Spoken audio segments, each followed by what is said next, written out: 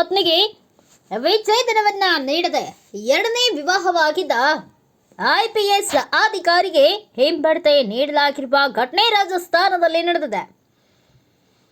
ರಾಜಸ್ಥಾನದ ಕೆಡೇರ್ ಐಪಿಎಸ್ ಅಧಿಕಾರಿ ಪಂಕಜ್ ಕುಮಾರ್ ಚೌಧರಿ ಅವರಿಗೆ ಹಿಂಬಡ್ತಿ ನೀಡಲಾಗಿದ್ದು 3 ವರ್ಷಗಳ ಕಾಲ ಯಾವುದೇ ಬಡ್ತಿ ನೀಡದಂತೆ ನಿರ್ಬಂಧಿಸಲಾಗಿದೆ. ಅವರನ್ನ ಲೆವೆಲ್ 11 ಸೀನಿಯರ್ ವೇತನ ಶ್ರೇಣಿಯಿಂದ ಲೆವೆಲ್ 10 ಜೂನಿಯರ್ ವೇತನ ಶ್ರೇಣಿಗೆ ಹಿಂಬಡ್ತಿ ನೀಡಲಾಗಿದೆ. ಲೆವೆಲ್ 10 ಶ್ರೇಣಿಯು ಹೊಸದಾಗಿ ನೇಮಕಗೊಂಡ ಐಪಿಎಸ್ ಅಧಿಕಾರಿಗಳನ್ನ ನಿಯೋಜಿಸುವ ರಾಜಸ್ಥಾನದಲ್ಲಿ ಐಪಿಎಸ್ ಅಧಿಕಾರಿಗೆ ಹಿಂಬಡ್ತಿ ನೀಡಿರುವುದು ಇದೇ ಮೊದಲು ಎಂದು ವರದಿಯಾಗಿದೆ. ಚೌಧರಿ ಅವರ ಎರಡನೇ ಮದುವೆಯ ಬಗ್ಗೆ ತಿಳಿದ ನಂತರ ಉನ್ನತಾಧಿಕಾರಿಗಳು ಈ ಕ್ರಮ ಕೈಗೊಂಡಿದ್ದಾರೆ ಎಂದು ವರದಿಗಳು ಹೇಳುತ್ತಿವೆ.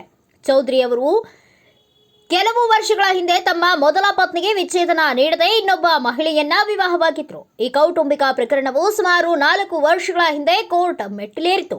ಪ್ರಕರಣದಲ್ಲಿ ರಾಜಸ್ಥಾನ್ ಹೈಕೋರ್ಟ್ ಮತ್ತು ಸುಪ್ರೀಂ ಕೋರ್ಟ್ ಚೌಧರಿ ಪರವಾಗಿಯೇ ತೀರ್ಪು ನೀಡಿದವು ಎಂದು ವರದಿಯಾಗಿದೆ.